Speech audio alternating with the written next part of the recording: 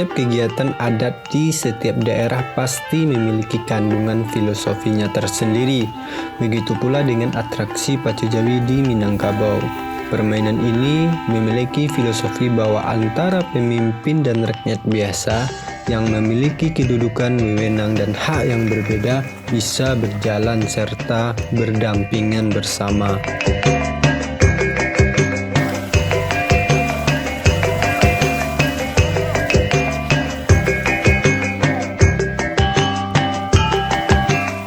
Bukan tanpa sebab, tetapi menjadi simbol antara pemimpin dan rakyat biasa yang sama-sama bergerak dan berjuang menuju kemakmuran serta kesejahteraan. Di setiap potret mengenai permainan ini yang kita temui di internet atau media sosial menggunakan 2 ekor sapi yang bergandengan.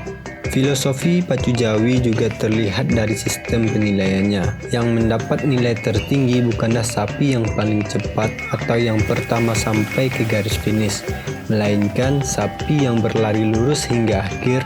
Dari sini bisa kita ambil hikmah bahwa lebih baik mengutamakan keselamatan daripada tergesa-gesa tetapi celaka. Selain itu, pacu sapi ini dilakukan sendiri-sendiri tiap peserta. Artinya, tidak dilaksanakan sekaligus seperti perlombaan pada umumnya. Setelah satu peserta selesai, barulah peserta lainnya tampil. Ini untuk menghindari adanya unsur taruhan atau perjudian dalam tradisi ini. Aturan permainan pacu Jawi. Yang namanya permainan pasti memiliki aturan dan ketetapan yang berlaku. Sekalipun ini permainan adat dan susah tua, namun karena eksistensinya yang selalu terjaga, tentunya pihak penyelenggara tidak ingin para penonton kecewa karena adanya aturan.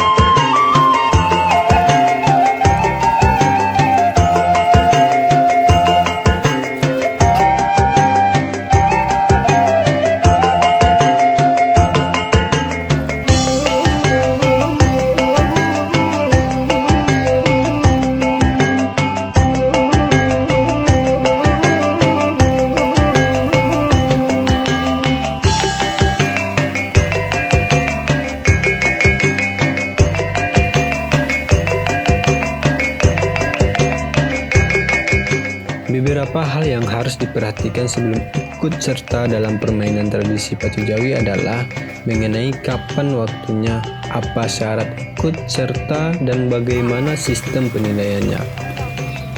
Waktu penyelenggaraan. Seperti yang sudah saya jelaskan di atas bahwa permainan ini awalnya diadakan 2 kali dalam setahun berdasarkan siklus panen padi. Namun karena siklus semakin lama semakin pendek, akhirnya sekarang diadakan 3 kali dalam setahun. Selain itu, sebelum acara ditetapkan waktunya, saat ini gunung berapi juga harus sedang terlihat jelas. Menurut kabarnya, gunung tersebut merupakan asal orang Minang yang kini mendiami Sumatera Barat. Jadi, ketetapan ini untuk menghormati nenek moyang pendahulu.